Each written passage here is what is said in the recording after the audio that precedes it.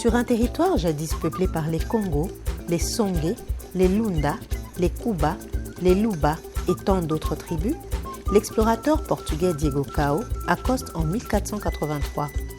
Il sera suivi par Henry Morton Stanley, qui lui travaillera en étroite collaboration avec Léopold II afin de mener des investigations poussées et jouir autant que possible de cet Eldorado avec les autres États occidentaux. Quand le Belge est entré chez nous ici, il nous a trouvés dans un état tout à fait primaire. Et c'était à ce moment-là qu'avec l'arrivée des explorateurs comme les Stanley et tout ça, ils avaient pour mission de se faire accepter par la population locale.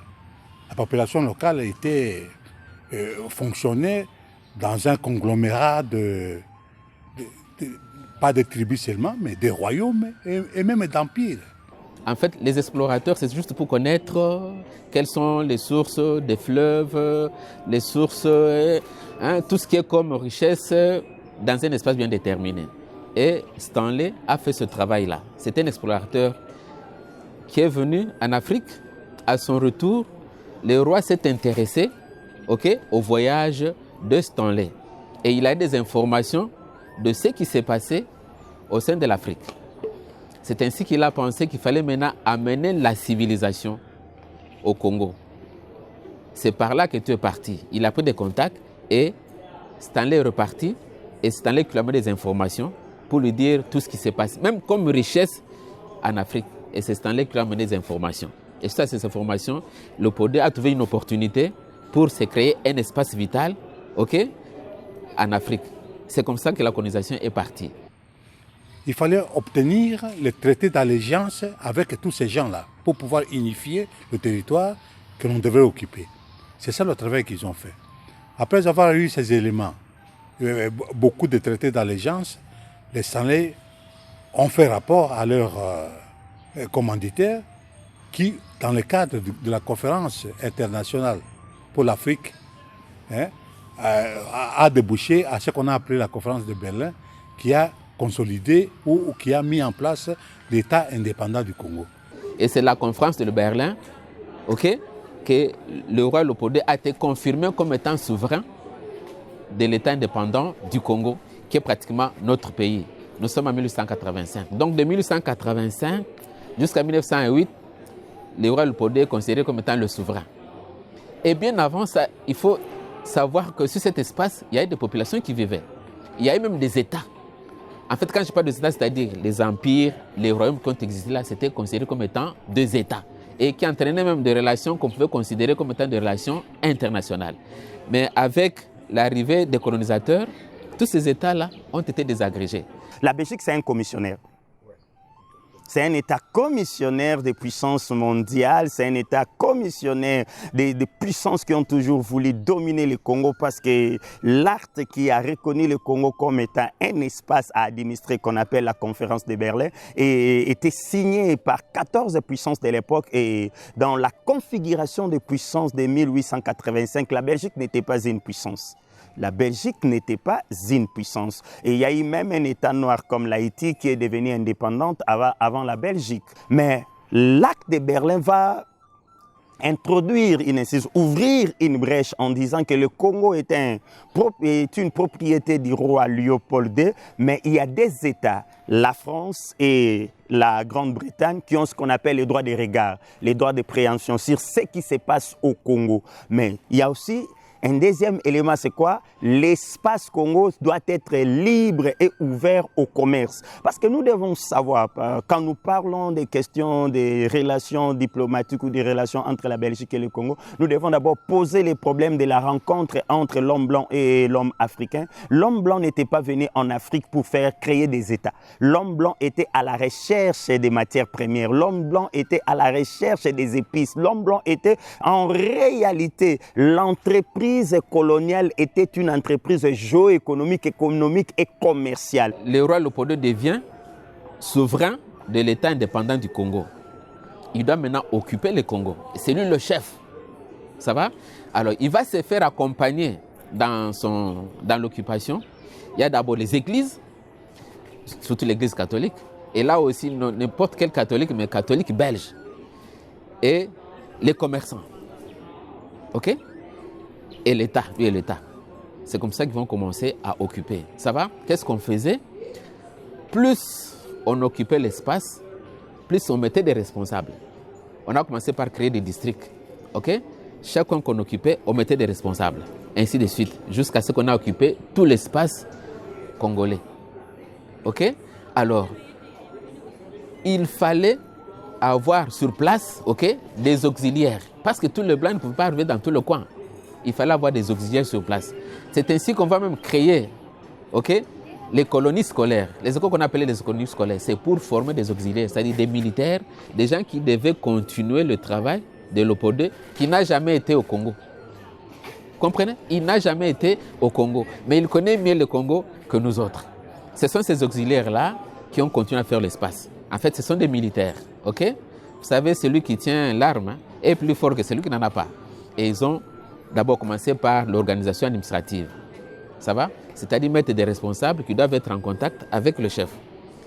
Et ils ont installé des œuvres sociales, des écoles, des dispensaires, ok? Les commerces, ainsi de suite, pour commencer à exploiter. Avec tous les moyens que les rois des Belges et le Léopold avaient mis en place pour la mise en valeur, la visibilité de cet espace, il l'avait fait à titre privé, comme une entreprise privée, à telle enseigne que ses passifs et les actifs lui appartenaient. Mais malheureusement, dans l'élan évolutif, il y a eu plusieurs abus. Sur le plan humain, sur le plan de la surexploitation. C'était pratiquement comme une colonie de la communauté internationale. C'est par après, lorsqu'ils ont trouvé qu'ils ne voyaient vraiment pas leur compte et que ça coûtait très cher, que le roi Léopold II s'en est approprié. C'était devenu sa propriété privée. C'était comme une grande ferme, une ferme à grande échelle appartenant à une seule personne. Comment il fonctionnait à ce moment-là? Mais c'est avec les produits de la cueillette, de la faune et tout ça. Et on a utilisé le personnel, on a utilisé la population congolaise par des travaux forcés. C'est lui qui exploite évidemment à tous les moyens coercitifs, les moyens économico-financiers, politiques et militaires, et j'en passe, pour permettre à ce que cette entreprise soit réellement bien assise. Quand l'esclavage est arrivé, quand la colonisation est arrivée, il était question de la suppression de la liberté des individus. En effet, l'esclavage a eu pour cause principale l'exploitation des Noirs. Pour cause, nous avons besoin d'eux qui doivent travailler pour nous. Nous avons besoin de leur richesse à tout point de vue, humaine, matérielle, financier, etc. Par conséquent, étant donné que ce sont des personnes humaines, il faut absolument leur supprimer ce qu'ils peuvent avoir comme motif de rébellion. Qu'est-ce qu'il faut faire? Il faut leur enlever il faut leur enlever, vous faites bien de compléter cela, il faut leur enlever la liberté. Seule la liberté fait d'un homme un homme. Donc le Congolais était dans son pays, mais comme un étranger. Toutes les œuvres que le colon trouvait, eh ben, il prenait ces œuvres et il les emmenait au niveau de la métropole. Et c'est comme ça qu'à Tervuren, on a plus de 84 000 œuvres. Des instruments de musique, des statues de tous les peuples qui existaient. Donc quand ils arrivaient, ils prenaient les statues, ils prenaient les trucs et ils emmenaient. Donc on lui a pris son âme, on lui a pris son corps, on lui a pris son esprit. Parce que même réfléchir, le noir, il ne pouvait plus réfléchir par lui-même. Parce que le corps, il agit lorsqu'on a réfléchi, lorsqu'on en dispose. Mais puisqu'on dispose de ton corps, tu ne réfléchis plus. Tu n'as pas de projet. Tu n'as pas de projet. Donc, quelque part, c'est ça, esclavagiser. Donc, pendant peut-être une centaine ou plus d'années, des personnes sont nées, sont mortes, des artistes qui n'ont rien produit. On peut emmener ça dans le pénal. Tout ce temps qu'on n'a pas produit. Et toutes ces œuvres produites qui nous ont été arrachées. tout l'argent que ce musée a fait entrer depuis que Tervuren existe. En réalité, c'est l'argent du Congo. Donc, c'était trop dur. À cause de la pigmentation de la peau, l'Afrique est un continent qui a subi les plus grandes humiliations de l'histoire. Depuis plusieurs siècles, la situation de l'homme noir en Afrique n'a fait que s'empirer. Sous prétexte qu'ils étaient venus en Afrique pour nous civiliser, les premiers Blancs, pionniers de cette civilisation, commencèrent par vider nos pays respectifs de leurs substances fondamentales, notamment dans la pratique honteuse du commerce des esclaves. Et déjà à cette époque, les chefs de file étaient des Portugais. Nos ancêtres n'étaient pas considérés comme des hommes ni même comme des êtres qui ont l'intelligence et les sentiments, mais comme des amas de muscles à qui on demandait des efforts mécaniques, comme on en demande au cheval, au buffle, à l'âne ou au bœuf. L'esclavagisme continuera jusqu'à prendre, au XIXe siècle, des allures d'une véritable catastrophe continentale. Et pour se justifier, ces colonialistes et ces esclavagistes nous opposèrent à nos frères arabes, affirmant leur rôle dans l'esclavagisme. Ils font semblant d'oublier que ces derniers n'étaient que des courtiers et des commissionnaires, car la traite des Noirs était faite au seul profit des Blancs.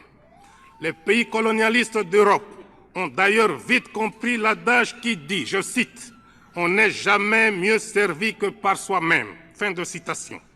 C'est ainsi qu'en 1885, le Noir n'a plus à échapper aux razzias, car il perd tout simplement ses droits, sa patrie et sa liberté. Le processus de déshumanisation commence. Le Noir doit abandonner sa personnalité, ses structures mentales et sociales, en un mot, son authenticité. Quand vous cessez d'être ce que vous êtes, vous devenez rien du tout. Et c'est ça, l'homme blanc savait ça, parce que la colonisation était d'abord une entreprise anthropologique. Il a fallu saper les supports sur lesquels reposait la culture, la tradition, la civilisation africaine pour réussir maintenant à faire de l'homme africain un rien, un vide. La colonisation était une entreprise de néantisation. Il a fallu nous conduire à devenir néants. Et aujourd'hui, lorsqu'on parle des peuples, lorsqu'on parle de l'Afrique, nous sommes dans ce qu'on appelle la géopolitique du non-être. Il y a un professeur de mon université, Kamba Ibouata, a écrit un livre, « Le monde et le non-monde dans la mondialisation ». Et jusqu'aujourd'hui, nous sommes dans le non-monde. Pourquoi nous sommes dans le non-monde? Parce qu'on nous a obligés de regarder le monde, mais pas avec nos propres lunettes. Quand vous regardez le monde avec les lunettes d'une autre personne, ce ne sont pas vos yeux qui fonctionnent, ce sont ces yeux qui fonctionnent et il va vous imposer sa vision, il va vous imposer sa logique. C'est ça. Et quelle est cette logique? C'est une logique d'imbécilisation collective. L'homme blanc est venu nous rendre imbéciles. De toute façon, esclavagiser, c'est dur. Mais coloniser, ce n'est pas moins dur qu'esclavagiser. Alors, il est arrivé, par le fait de l'histoire, il s'est imposé par la force sur un territoire de plus de 2 346 000 km² avec des personnes humaines par toutes sortes de moyens économiques, culturels, historiques. Tout cela, le blanc a à lever par tous les moyens possibles. Surtout par la violence. Avec l'essor industriel, on avait besoin du caoutchouc pour fabriquer les pneus que nous avons là. Alors là, on envoyait des êtres humains pour aller récolter. Et on vous exige une quantité bien déterminée. Si vous n'amenez pas la quantité de caoutchouc escomptée, vous êtes un homme, on vous coupe le bras. Si vous êtes une femme, on vous coupe les seins.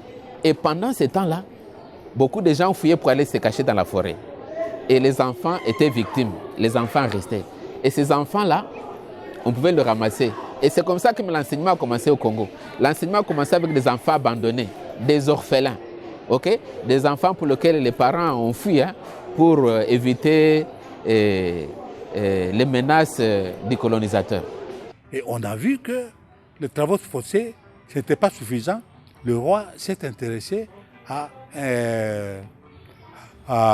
solliciter le financement provenant de financiers extérieurs. C'est à ce moment-là qu'ils ont quitter les travaux forcés pour commencer à faire les prospections du territoire au niveau des minéraux et tout cela. Et la matérialisation de cette concrétisation, il a commencé par créer une société. Il a créé une société. La société qu'il a créée, c'est la grande société qui s'appelait la société, la Compagnie du Congo pour le commerce et l'industrie, le CCCI. C'est le fameux CCCI qui a créé d'autres groupements sociétaires par la suite. C'est ce CCCI qui a même fait le chemin de fer Congo-Océan et tout ça. À partir de cela, ils ont vu qu'il fallait fonctionner. Il fallait une administration. Et ils ont créé les sociétés à charte qui ont remplacé un peu l'État dans ses prérogatives de pouvoir public, comme propriétaires des concessions de terres et tout ça. Ce sont ces sociétés à charte, plus les grandes filiales qu'ils ont créées, qui ont donné naissance aux unités de production que nous avons jusqu'à aujourd'hui. Et je n'ai pas honte de dire que la structure économique, les infrastructures de production et tout ça proviennent de cet état-là. Tout ce que nous avons, ça provient de cette époque. Bon, il y a eu quelques aménagements après, mais l'essentiel a commencé à partir de là. Ça, c'est important de le savoir, que quand le roi Léopold II s'est installé ici, et au niveau de la colonie, toute la production était destinée à l'extérieur. On peut dire même 80%. C'est pour ça que vous voyez, presque toutes les industries se trouvent dans les périphéries. Ça ne se trouve pas dans les centres. Ce n'est pas qu'il n'y a pas de production ou il n'y a pas de matériel à exploiter dans les centres. Mais ils le font tout près des périphéries pour diminuer le prix de revient à l'exportation. Le Congo fut pour la Belgique un réservoir de matières premières. En 1939, grâce à sa colonie, elle était le premier producteur mondial de radium, de diamants, de cobalt, de copal et d'ivoire. Le deuxième pour les noix palmistes, le troisième pour l'huile de palme, le quatrième pour le cuivre, le sixième pour l'étain et le 13e pour l'or et l'argent. La société métallurgique d'Hoboken du traitement des métaux ferreux fournissait à elle seule du travail à près de 4000 ouvriers belges, tandis que le traitement du diamant employait environ 15 000 ouvriers. 112 000 Européens vivaient au Congo, dont 90 000 Belges. L'exportation des biens et services vers la colonie donnait du travail à 75 000 Belges travaillant en Belgique. Je pense que ce n'est pas un secret et que la couronne royale a été construite et fabriquée par les ressources qui ont été exploitées et même pillées en République démocratique du Congo. Face à tous les abus, notamment en rapport avec le caoutchouc rouge, le main coupé, un conglomérat, n'est-ce pas, de clergé, notamment allemands, ont mis en place public tous les abus que Léopold II faisait sur l'espace qui lui était conquis. Les premiers à dénoncer, c'est souvent des missionnaires, mais les missionnaires protestants et quelques journalistes aussi. Et il y a même des enquêtes, pour voir si effectivement tout ce qui était dénoncé était la réalité. C'est ce qui a fait que l'État indépendant du Congo va cesser d'être une propriété privée du roi Léopold II et ça va être annexé à la Belgique et ça va devenir Congo belge. À la colonie, on a continué avec l'élan qui a été pris depuis l'État indépendant du Congo et nous nous sommes développés comme on s'est développé. Beaucoup de gens savent très bien qu'à un certain moment, pour plusieurs domaines, nous étions même supérieurs en Afrique du Sud et tout ça. Jusqu'au moment où on est arrivé à l'indépendance. Nous avons dit que pendant l'État indépendant du Congo, c'était l'exploitation de l'homme et du sol. Mais pendant le Congo belge, ça c'est l'exploitation vraiment du sous-sol, de tout ce qu'on a comme richesse dans notre pays. Parce qu'on a tellement beaucoup. Et on a commencé à exploiter. Mais pendant ce temps-là, pour exploiter, il fallait former. Il fallait former les Congolais. Pour les former, il fallait qu'il y ait des écoles. Maintenant, ceux qui vont à l'école là, ils seront éveillés. Vous comprenez que la colonisation a elle-même créé sa destruction parce que ceux qui vont à l'école, ils sont formés, ils sont éveillés. Si vous nous demandez une interview, il ne faut pas nous demander des histoires superficielles. Nous voulons dire ce que nous pensons. C'est évident que les Blancs vivent en Afrique, ils ne se sont jamais donné la peine de connaître les Noirs. Ils savent pas ce que c'est qu'un Noir. Ils ont jugé sur les différences matérielles. Or, les différences matérielles d'une communauté humaine et d'une autre ne font pas nécessairement la valeur des gens. Je ne crois pas à la supériorité des Blancs. Pour la bien bonne raison que justement, le racisme est une honte. Et ce sont les Blancs qui ont inventé le racisme. Et c'est une honte pour la... Vous croyez qu'il existe ici, le racisme? Ici, à Bruxelles, oui, à l'université, il existe. Et c'est ainsi qu'il va commencer le mouvement de revendication déjà vers les années 1956. Parce que pendant toute la colonisation, c'est-à-dire avant 1956, le Congo était considéré comme étant un pays de silence. Un pays de silence où les gens ne réclament absolument rien, où ils se contentent un peu de tout. Et d'ailleurs, même tout ce qui était décidé pour eux, ils n'étaient même pas associés. Mais à partir de 1956, les Congolais vont faire quoi? Ils vont se réveiller. OK? Ils vont se réveiller pour commencer à réclamer leur indépendance. Et pendant ce temps-là, il y a eu des manifestes. OK? Il y a eu des manifestes, il y a eu des émeutes, il y a eu des troubles. Et ce qui a fait que les Belges étaient surpris. Si vous voyez, à partir du moment où les Congolais sont réveillés jusqu'à l'accession de l'indépendance, c'est vraiment un temps très court. Donc la décolonisation était vraiment la plus rapide qui puisse exister dans tous les pays d'Afrique. Vous comprenez ça? Ce qui fait que, bon, les Congolais, il y a eu d'abord manifeste de la BACO, manifeste de la conscience africaine, OK? Où les Congolais cherchaient à avoir leur indépendance. Ça va? Et pendant tout ce temps-là, il y a eu des mouvements de troubles dans notre pays. Il y a eu des émeutes. On a tout cassé. Et les Blancs ont compris que non, en tout cas, il faut aller vite à la proclamation de l'indépendance. Qui donne l'indépendance? Vous voyez? Qui donne? C'est l'exploiteur. C'est celui qui vous a enlevé l'indépendance. Vous comprenez donc le discours du roi Baudouin. La Belgique vous accorde l'indépendance.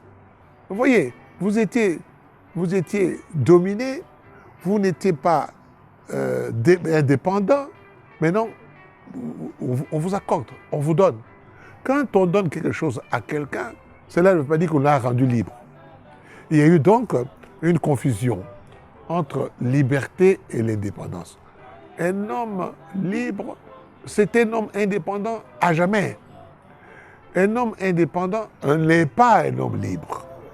La Belgique, en accordant, le roi le dit, il avait raison, c'est nous les Belges, en accordant, en donnant. Et le président Kassavobo, en répondant, en acceptant, en disant « Sire, avec tous les respects possibles, votre Majesté a daigné nous donner de l'indépendance et nous n'allons pas vous décevoir. » Nous allons... Vous voyez qu'un homme comme Lumumba, qui n'a pas d'obédience, qui petit à petit est rentré dans les lectures marxistes, qui a vu que la France avait échoué au Vietnam, qui a vu les guerres d'Algérie, qui a lu Simon Kimbangu, qui est allé en Afrique du Sud, il peut gober des choses comme ça? Non. Il a pris le papier qu'il avait préparé pendant la nuit, sous les plumes de Moumié et de tous les socialistes français. Il a vu cette histoire, en effet, c'était un grand technocrate. Il a dit non, monsieur le roi, non, monsieur le président, avec tous les respects que je vous dois, vous êtes en train de tromper le peuple congolais. Peuple congolais. On ne nous a pas accordé l'indépendance, on ne nous a pas donné l'indépendance. Non, nous avons revendiqué notre liberté, nous sommes. Vous comprenez? Nous sommes comme ça parce qu'on ne veut pas, on n'a pas voulu et on a tissé. Donc, le plus visible dans cela, quand on parle d'indépendance, on voit du côté surtout matériel, l'économie.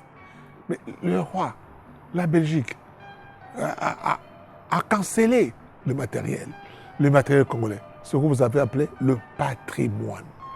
Nos forêts, notre économie, notre sol, notre sous-sol, nos hommes, nos femmes et nos enfants.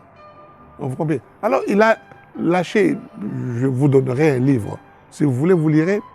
Le sous-titre de mon livre s'appelle, n'est-ce pas, l'histoire d'une brique chaude, la Belgique coloniale et le Congo, une histoire d'une brique chaude.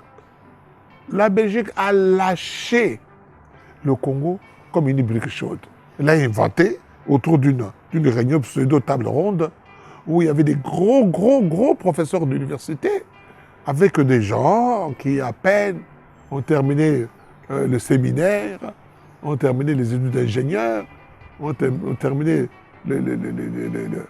quelques graduats en philosophie, en pédagogie, etc. Et puis 2 ou 3 mulâtres, tous étaient des aliénés. En mars-avril, une table ronde économique se déroula à Bruxelles. Le groupe de la Société Générale y manifesta l'intention de continuer à jouer un rôle moteur dans l'économie congolaise jusqu'à la victoire du MNC de Patrice Lumumba, dont on craignait les soi-disant affinités avec le bloc de l'Est. Il y a eu des conférences, il y a la table ronde politique, parce que de cette table ronde politique, on devrait décider des structures et des attributions du futur gouvernement du Congo. Cette conférence a eu lieu, presque toutes les grandes têtes étaient présentes à cette conférence-là. Lumumba qui était arrêté suite aux troubles qu'il y a eu à Kisangani était même aussi à cette conférence-là. Malheureusement, la conférence la plus importante qui devait intervenir, c'était la conférence économique. Okay? La conférence politique, la table ronde politique, là, c'était au mois de février jusqu'au mois de janvier jusqu'au mois de février. Et la conférence économique, au mois d'avril, le 26 avril jusqu'au 16 mai.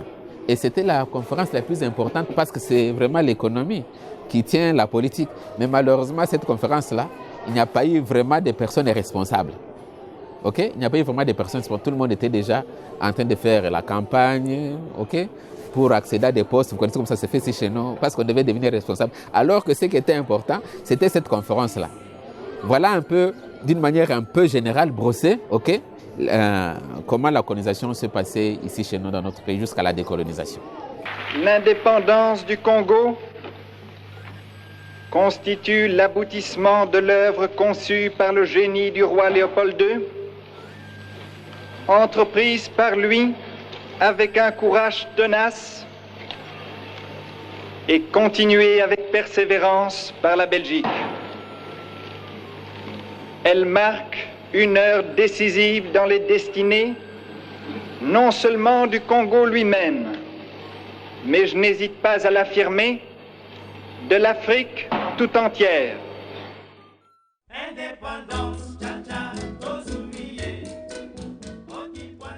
Après autant d'années de souffrance, le 30 juin 1960, le peuple congolais peut enfin clamer ses aspirations et réclamer sa liberté.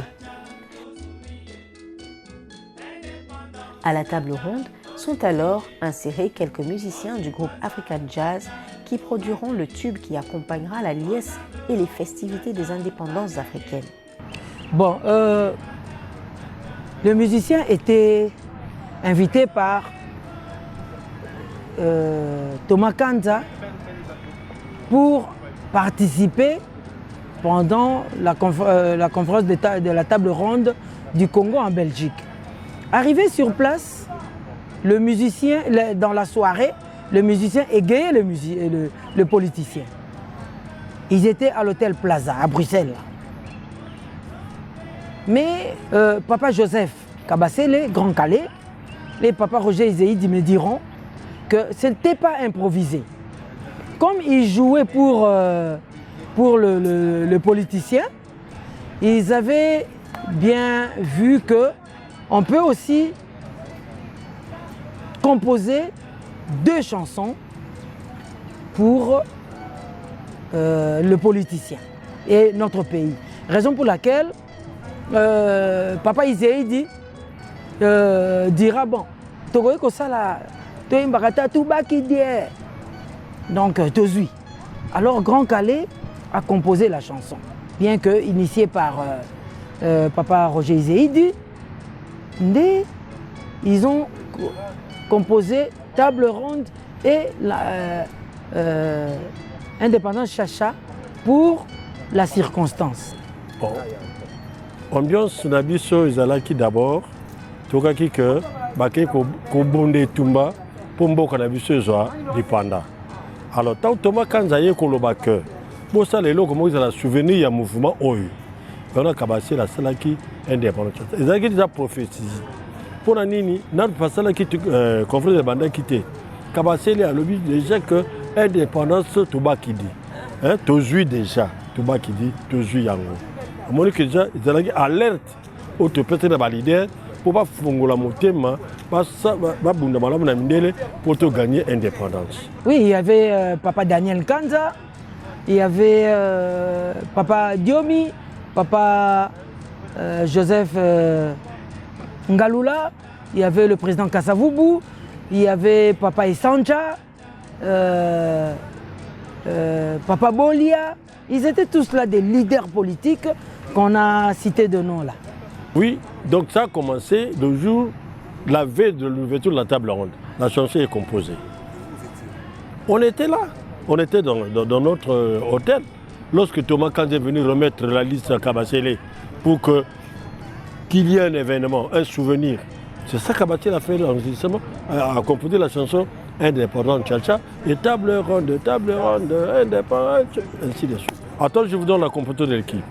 Kabasele lui-même chanteur, Vicky Longomba chanteur, Roger Izei, Maracassit mais chanteur, Nico, soliste, Decho Mwamba, le grand frère de Nico, accompagnateur, et moi batteur, Brazos bassiste.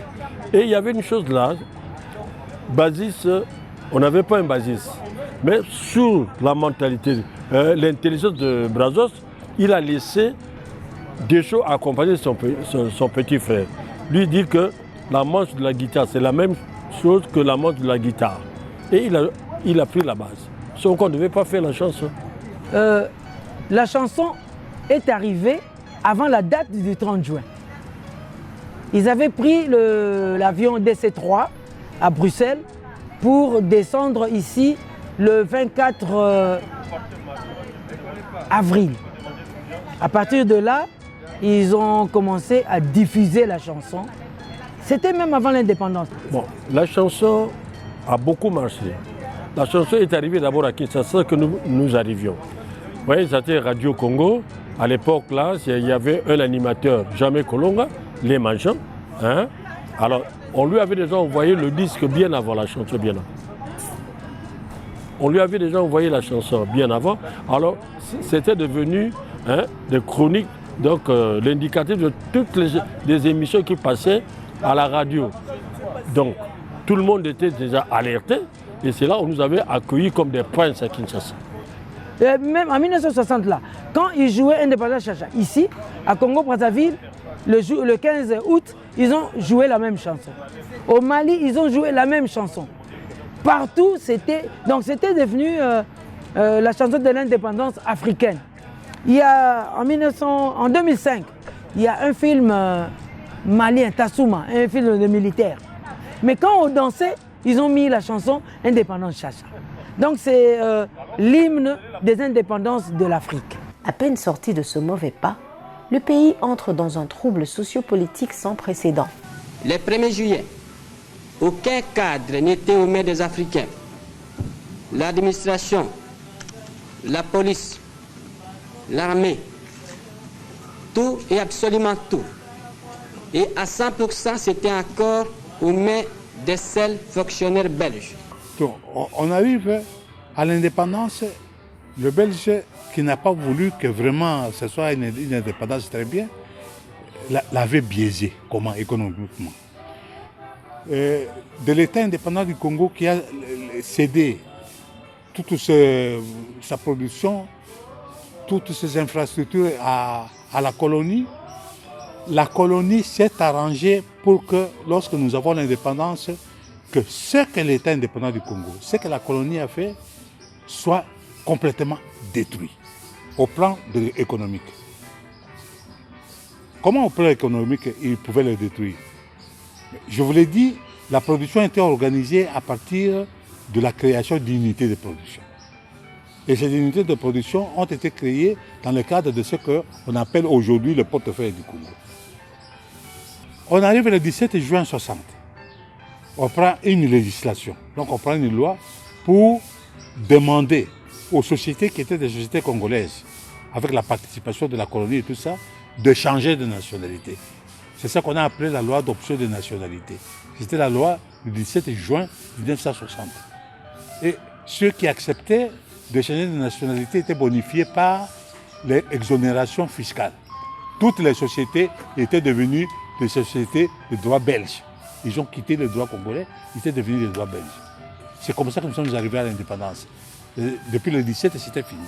Et les sociétés à charte dont je vous ai parlé, les sociétés à charte qui étaient des structures de gestion et de coordination des entreprises qui ont été créées par la colonie pour développer le Congo. Les sociétés à charte étaient dissoutes le 24 juin 60, 6 jours avant l'indépendance. Donc on arrive à l'indépendance, on n'a plus de structures de production, on n'a plus de structures, tout ça. Et même l'impôt des sociétés qui était payé par nos sociétés était déjà bonifié parce qu'ils étaient déjà exonérés. Donc le Congo s'est retrouvé à l'indépendance sans sous. Il n'y avait rien. C'est ça qui a créé le contentieux belgo-congolais. Cette loi votée par le Parlement belge offrait à ces entreprises de droit belge actives au Congo la faculté de créer des filiales congolaises auxquelles elles feraient rapport de leurs actifs au Congo, trésorerie exceptée. On mettait ainsi à l'abri les avoirs des entreprises ex-coloniales. Les gens se sont battus à l'indépendance. Ils se sont battus. Ça, c'est la première république. Ils s'est battu pour essayer de nous sortir de cette situation. On vous lâche au volant d'un bolide roulant à 200 km à l'heure, en sachant que vous n'avez jamais conduit de votre vie.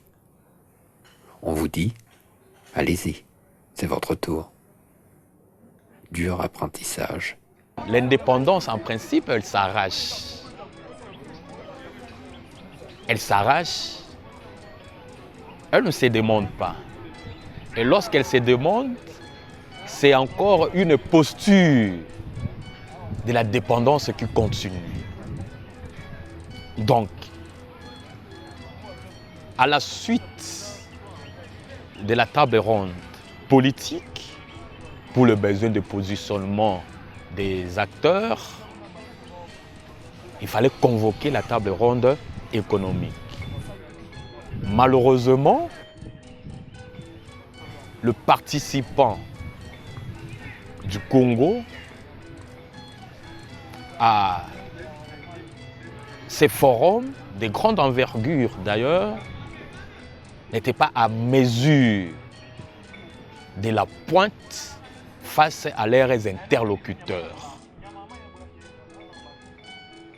Et lorsqu'il y a eu passation de flambeau du Congo belge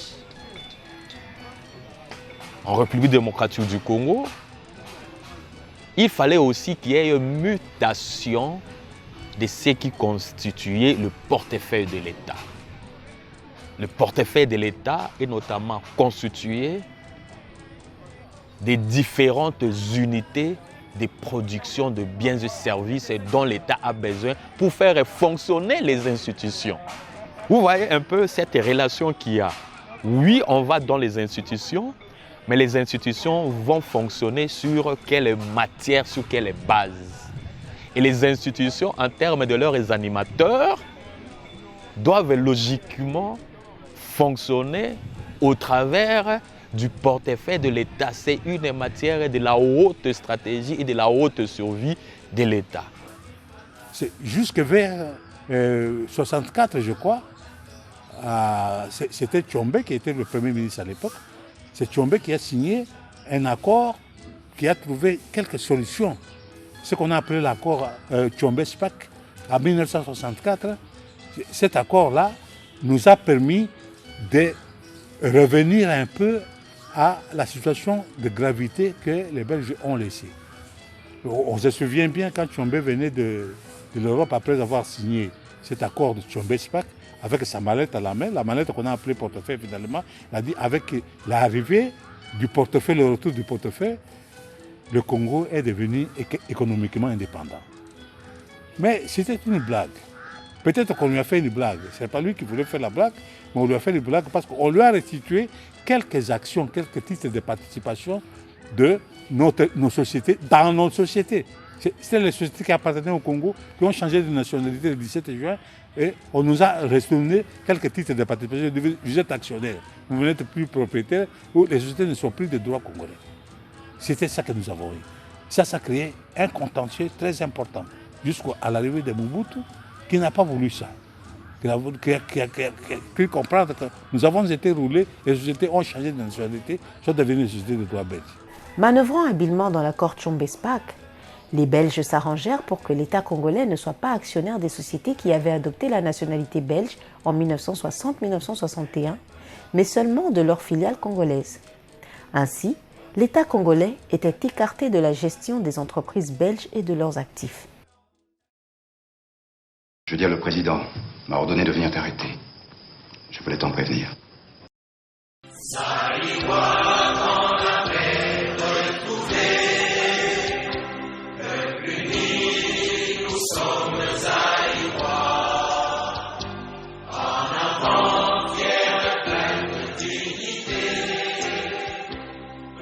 Lumumba est assassiné. Le général Mobutu prend le pouvoir. Mais le problème de gestion de la chose publique continue. Les Belges détiennent encore la majorité des entreprises congolaises et la machine de l'État peine à démarrer.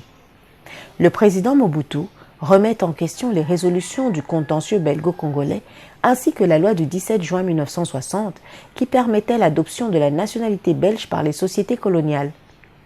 La loi du 7 juin 1966. En imposant le retour des sièges sociaux au Congo, le président Mobutu promulgue de suite la loi Bakajika et remis en question toutes les concessions minières et territoriales accordées sous la période coloniale. Désormais, le sol et le sous-sol appartiennent à l'État. Mobutu, la décision qu'il avait prise, c'était qu'il attend jusqu'au 31 décembre 1966 à minuit, remettez les sièges sociaux de nos sociétés, que ça devienne nos sociétés. Si vous les gardez là-bas, vous verrez ce que je ferai. Et ce qu'il a fait, c'était quoi?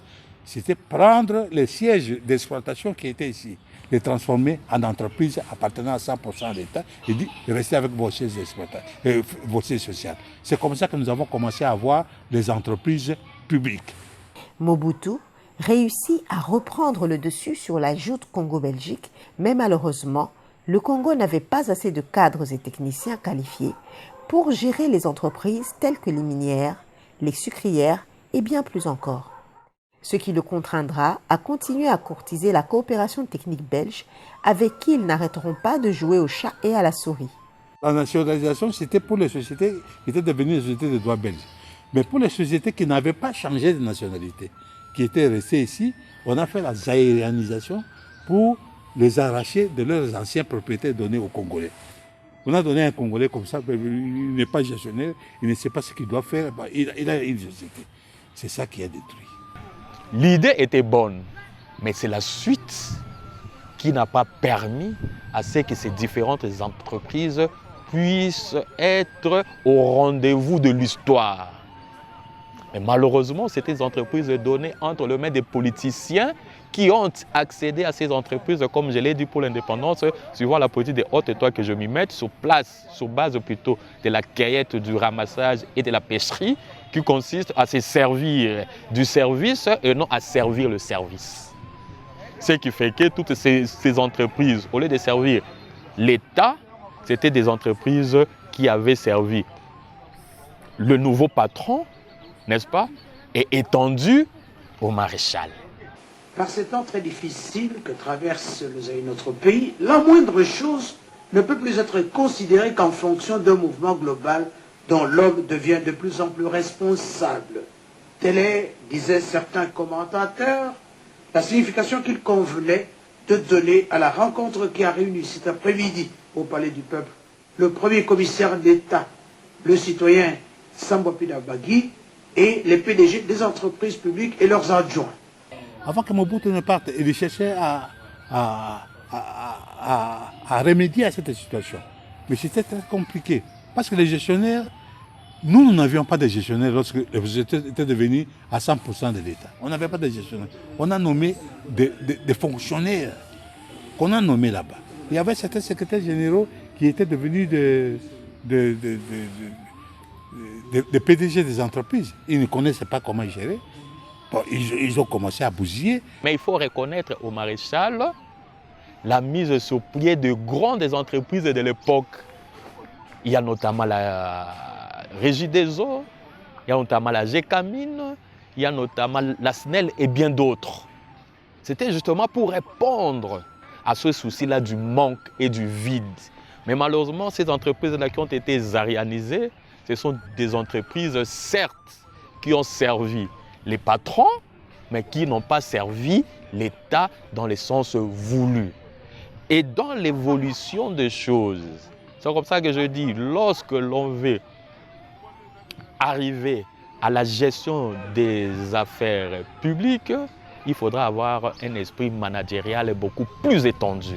Le gestionnaire, lui, cherche la richesse.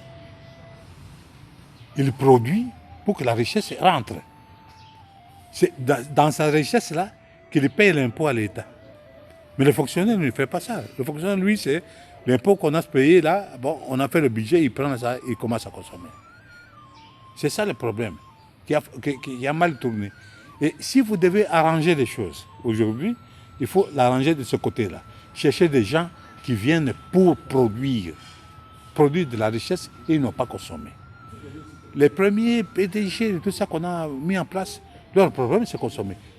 Comme leur salaire était petit, c'est un petit salaire que les PDG touchaient. Ils consomment comment? Ils consomment avec d'autres dépenses. Les réunions de conseil d'administration, si une réunion de conseil d'administration doit donner naissance à un jeton de présence, au lieu d'avoir une réunion chaque trimestre, hein, il en a 3 chaque mois. C'est pour augmenter les montants qu'il devrait gagner. Parce qu'effectivement, il ne touchait pas beaucoup d'argent. Et là, je peux vous raconter une histoire. L'argent que les fonctionnaires, que les gestionnaires touchent aujourd'hui, quand la FDL est entrée ici, mais on a arrêté des PDG. Les Tchongol et tout ça a été arrêté. On leur a dit qu'ils touchaient beaucoup d'argent. Mais ce n'est pas leur faute. C'est Mobutu. Mobutu a reçu le professeur Bingoto. Bingoto était PDG de SNEL. Il le reçoit à Badolit pour signer le contrat entre la République du Zaïre à l'époque et l'Afrique du Sud. Dans ce contrat-là, la SNEL devrait toucher 5 millions chaque mois pour la fourniture de l'électricité en Afrique du Sud. Et Mobutu qui lui demande, petit, yo ozwaka mo boni na moi. Aba na zwaka 1800 $. Yo moto za ko signer ba contrat à 5 millions, 1800 $ de lui, c'est 1800 $ que je touche. Ah, il a envoyé chez moi. Mobutu ne me connaît pas, mais il sait qu'il y a un moutetteur qui travaille au portefeuille. Il dit qu'il n'est pas quand même un moutetteur à ça dans le portefeuille. Beaucoup de conseils n'ont pas calculé. Allez, comment toi tu touches 5 millions pour que nous fassions 1800 $. C'est comme ça que nous avons fait le dossier. On a remis au ministre. À l'époque, le ministre, c'était M. Moudiaï, Oscar. Il a dit, bon, faisons ça. Et puis on l'a fait. On a catégorisé les entreprises de groupe A, groupe B, groupe C, tout ça. Ceux qui sont au groupe A, on leur a donné les montants qu'ils pouvaient toucher. Parce que quand ils se trouvaient avec leurs amis dans des conférences en Afrique et tout ça, leurs amis doivent prendre d'autres hôtels. Hein? Mais ils se contentaient de petits rien parce qu'ils n'ont pas d'argent. Et nous avons fait ça, c'est cet argent-là qu'ils ont touché. Quand on voulait arrêter les Tchongo, on dit non, c'est le président qui a autorisé. Et c'est cette manière que nous avons fait. Mobutu a commencé par mettre en place la réforme. Cette réforme commence depuis cette époque-là, mais c'est avec le président Joseph Kabila que la réforme est arrivée au bout, mais n'est pas encore arrivée au bout, parce que nous sommes encore en train de chercher comment terminer l'opération de la réforme. D'ailleurs, mon dernier ouvrage qui sortait maintenant et qui est intitulé « Le portefeuille de l'État, aspect complémentaire de sa réforme ». Il y a certains éléments qui restent encore à mettre. Si on les met, on va se retrouver dans une position où vraiment nos entreprises sont gérées comme il faut gérer. C'est ça qui manque encore. Donc il n'y a personne qui est arrivé à vous dire que voilà, nous sommes déjà arrivés au bout. Nous sommes en train de chercher. Et nous pensons que ça pourra aller. Après toutes ces péripéties, le Congo sent toujours le poids de cette vieille colonie qui n'a jamais vraiment pu réparer les affres et spoliations lui infligées jadis, mais qui continue d'une manière ou d'une autre à chercher comment lui imposer sa volonté. Que faire pour s'en départir? La décision qui a été prise de rendre les entreprises publiques, donc nationaliser les entreprises, il faut revenir à cela. C'est comme ça que les entreprises publiques sont devenues des sociétés commerciales. Pour être une société commerciale, vous devez avoir des actionnaires qui viennent là-bas, qui peuvent se mettre ensemble avec l'État, ou l'État peut céder carrément et dire voilà, vous prenez ça vous-même, vous les privez. Mais pour que quelqu'un vienne implanter dans une entreprise, donner de l'argent dans l'entreprise, il faut qu'il soit sûr qu'il aura le gain, qu'il aura le retour. Mais est-ce que les entreprises telles qu'elles sont en train de fonctionner aujourd'hui peuvent donner de l'argent? Non, c'est ça le travail qui devrait être fait. Essayer de mettre les entreprises dans la situation où, avec elles-mêmes, elles peuvent produire des ressources pour faire les investissements. Il y en a qui ont pu réussir. Par exemple, Gécamine a pu obtenir quelques ressources quelque part à chercher d'elle-même, plutôt que d'attendre que l'État lui donne. Il faut quelqu'un qui peut bien conduire, qui peut faire revenir la confiance dans l'entreprise pour que ceux qui veulent entrer, entrent. On vous a désigné gestionnaire dans une entreprise. Et vous oubliez que vous êtes gestionnaire. Gestionnaire, vous êtes pris là par sous forme d'un contrat.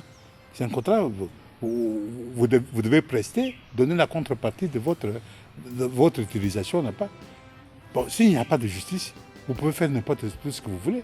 Mais si la justice, vous aurez peur d'aller prendre de l'argent. Moi, je crois qu'il n'y a rien qui peut se faire s'il n'y a pas de justice. Tout ce que l'homme politique pense, il doit avoir le matelas économico-financier pour l'applicabilité. C'est à ce moment-là que les intelligences sérieuses doivent quitter le rêve pour arriver à matérialiser. Et c'est ce qui peut-être manque dans l'esprit du noir en général, mais parce que nous parlons du Congo en particulier, et c'est ce qui manque. On se sert sans pour autant servir le service. Servir le service, c'est quoi? C'est entretenir l'outil de production. Mais quand l'outil de production n'est pas entretenu, c'est vrai, il va vous servir pendant un temps. Et en vous servant pendant un temps, par certains outils, il y aura des pannes. Et lorsque vous n'arrivez pas à mettre des mécanismes sérieux pour réparer, vous allez plus dépenser qu'avoir de recettes. Et c'est comme ça que je l'ai dit, vous voyez, durant toutes les différentes vagues de la colonisation derrière Léopold et plus tard derrière la Belgique, c'était prendre ici, exploiter ici et investir là-bas. C'est un peu ce que nous avons aussi revu durant le grand règne du maréchal. Et d'ailleurs, on a parlé, ça continue d'ailleurs aujourd'hui, de la bourgeoisie comprador. C'est-à-dire prendre ici, mais pas pour les bénéfices d'ici, mais pour le bénéfice de l'étranger. Et c'est cette question-là qu'il faudra dynamiter. C'est-à-dire qu'il faut vraiment un changement de paradigme afin de quitter une politique prédatrice à la suite de ce que le professeur Mabi a dit, une politique de l'exploitation pour un arrimage à une politique qui doit plus être inclusive. Parce qu'il y a une exclusivité pour les autres et ça casse une inclusivité à l'interne.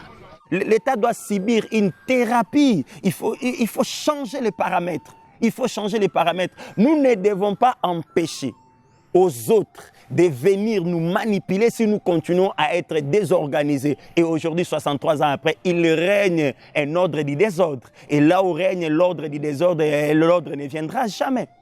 Notre problème, c'est qu'on n'avance pas lorsqu'on a peur. J'appelle cela le syndrome de l'imposteur. On n'avance pas quand on a peur. On n'avance pas quand on ne se sent pas capable. Le syndrome de l'imposteur nous amène à douter de nos capacités, à douter de notre propre réflexion, à douter de ce que nous sommes, de nos forces. Et nous pensons que si nous osons faire quelque chose, ils vont nous écraser. Non, ils ne vont pas nous écraser. Ce pays n'appartient pas aux Belges, ce pays n'appartient pas aux Américains, ce pays n'appartient même pas à Dieu.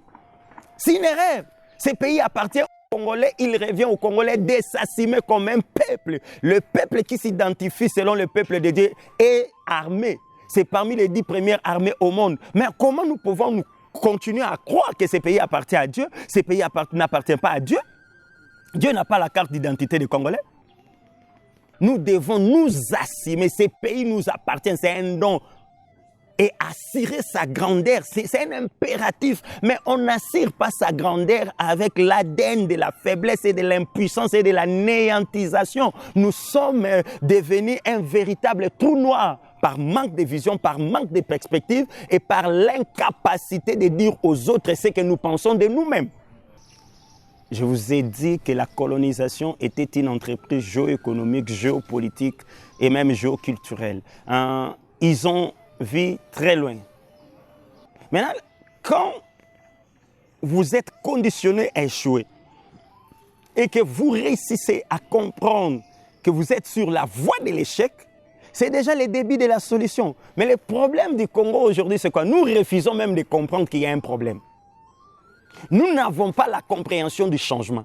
Nous n'avons pas la compréhension de la refondation. Nous n'avons pas la compréhension qui peut nous amener à sortir du néocolonialisme. Il nous faut une intelligence stratégique pour sortir du néocolonialisme. Or, la sortie du néocolonialisme exige un réformatage. Exige un réformatage. Et ce réformatage-là ne vient pas d'un discours, ne vient pas d'un débat. Ça doit être une politique publique, ça doit être une orientation de la gouvernance de l'État. Qu'est-ce qu'on dit à nos enfants dans les écoles? Qu'est-ce qu'on dit à nos enfants au niveau des universités? Quelle est la vision? Avons-nous les écoles du changement? Avons-nous les universités de changement? Avons-nous les médias de changement? Avons-nous une économie de changement? Avons-nous une politique de changement? Ce sont les questions qu'on doit se poser parce que la construction étatique tient compte des 5 piliers. Il y a les piliers anthropologiques, les piliers sociologiques, les piliers économiques, les piliers politiques et les piliers démocratiques. Maintenant, quelle est la vision qui coordonne toutes ces choses? C'est ça la différence. Les faibles ont du mal même à copier ce que les forts font pour qu'ils avancent. Mais quand tu veux maintenant devenir fort et que tu n'as pas la vision de ta force, copie la vision de celui qui est fort. Vous obtiendrez les mêmes résultats. C'est le cas de la Chine, c'est le cas du Japon. Les développements par adaptation, ils ont adapté les modèles occidentaux et ça avance. Parce que quand on parle même, nous devons reconstruire le Congo. Mais reconstruire le Congo, ce n'est pas construire des routes. Reconstruire le Congo, ce n'est pas construire les hôpitaux. Le problème, on doit d'abord construire les mental de l'homme congolais. Parce que il y a une chose que les politiques ont du mal à dire. Nous avons un peuple de l'échec, nous avons un peuple de la pauvreté et nous avons un peuple de surplace. Et ce n'est pas la faute de ces peuples. Ce peuple a été conditionné pour être celui qui accompagne son pays dans l'échec et dans l'abîme. C'est la gouvernance que nous avons et cette gouvernance dure de 63 ans. Une gouvernance qui ne prend pas rendez-vous avec l'histoire, une gouvernance qui ne permet pas à l'État d'épouser son temps, une gouvernance qui ne nous honore pas comme peuple. Parce que la gouvernance, c'est l'intelligence imprimée d'un peuple pour s'honorer dans le concert des nations. Est-ce que notre façon de nous gérer, notre façon de présider à notre propre destinée nous honore-t-il? C'est ça la question qu'on doit se poser. C'est cette manière-là qu'on doit voir les choses. Il y a des exemples, il y a des pays qui avancent, qui n'étaient pas comme nous. On nous dit toujours qu'en 1960, nous avions le même niveau que la Corée du Sud. Mais à quel niveau se trouve aujourd'hui la Corée du Sud? Ils n'ont pas touché Dieu, les anges ne dirigent pas la Corée du Sud. Pourquoi pas nous? Pourquoi pas nous? Pourquoi pas nous? Le vrai problème, je vous dis, nous devons réinventer ces pays. Nous devons transformer l'imaginaire collectif du Congolais. Pourquoi? Parce que l'homme blanc a réussi à nous inscrire dans un processus d'imbécilisation collective. Et aussi longtemps que nous ne sortirons pas de cette logique imbécilisante, rien ne changera. Et la meilleure des manières pour sortir de cette logique imbécilisante, c'est qu'il faut mettre à la tête du pays une intelligence intelligente. Une intelligence intelligente, ici, je ne parle pas d'un homme, je ne parle pas d'un groupe d'hommes, mais je parle d'une vision. D'une vision intelligente, d'une vision qui réserve une place de choix à l'intelligence, une vision sélective qui fera en sorte que ce sont les meilleurs d'entre nous qui président à la destinée du pays. Parce qu'aujourd'hui, dans la société du courage, ce sont les nuls et les médiocres qui prennent le pays en otage. Le Congolais qui arriverait aujourd'hui, si je dois lui donner le conseil, il doit être Congolais. Quand on parle de citoyen, on parle de cito. c'est-à-dire le propriétaire d'ici. Il doit se considérer propriétaire. Il doit penser que le citoyen est propriétaire de ce pays et ce pays est un patrimoine. Donc père. Mon père reste mon père. Ce n'est pas un étranger. Il constitue mon patrimoine. Et moi, je suis son patrimoine. Pater. Ma mère à moi, les Bakongos ont des mots extraordinaires là-dessus. Hein? Même déjà, en gros, dans toute l'Afrique, le Mama. Le Mama, c'est Mao. Mao, c'est l'eau pour la vie. Vous m'enlevez l'eau, je ne vis plus. Alors, il y a la mère patrie. Toute personne qui viendra chez moi, soit qu'il est hostice, c'est-à-dire hostilité, ou alors il est hospice qui vit avec moi dans l'hospitalité. Les deux mots ont la même origine grecque, vous comprenez? Donc, nous voulons ce conseil-là que je veux donner, nous voulons que les Congolais soient vigilants.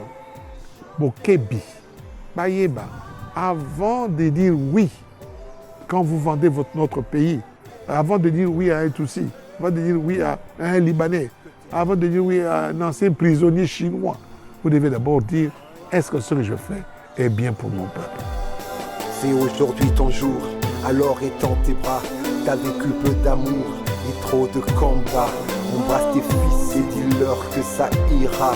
Enlace tes filles, pense à tes vaillants soldats. Le soleil est là pour éclairer ta foi. Le sommeil est passé, alors réveille-toi. Le sang a coulé, tes filles violées. On t'a immolé, on t'a ignoré. On t'a écrasé mais jamais enterré.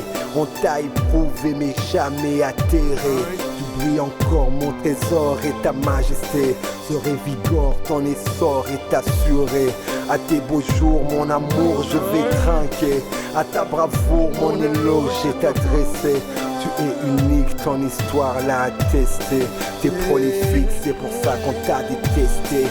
Cachette de l'Afrique, scandale géologique, berceau de sympathie, mon petit paradis.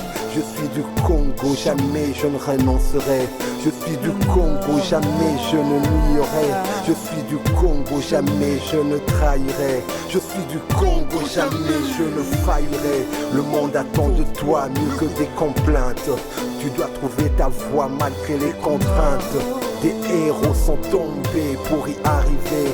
Le sang de tes enfants ne sera jamais profané. Jésus t'y aidera et qui vivra verra. Comment tu brilleras, autant tu régneras. Avant tout faut bosser sans se coucher. Faut que t'arrêtes de compter sur tes alliés. Regarde tes terres, tes forêts, tes rivières. Prends garde à ta faune, ta flore et ton air.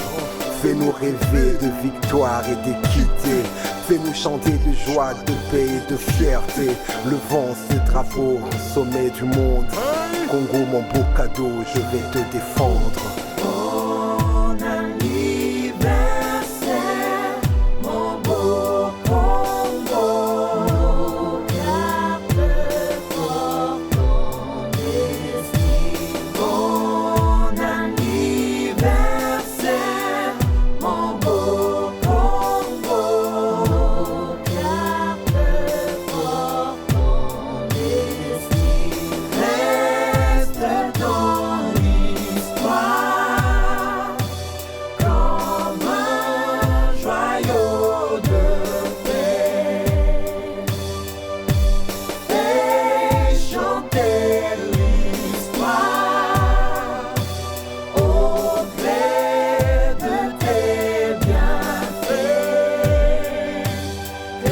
Jours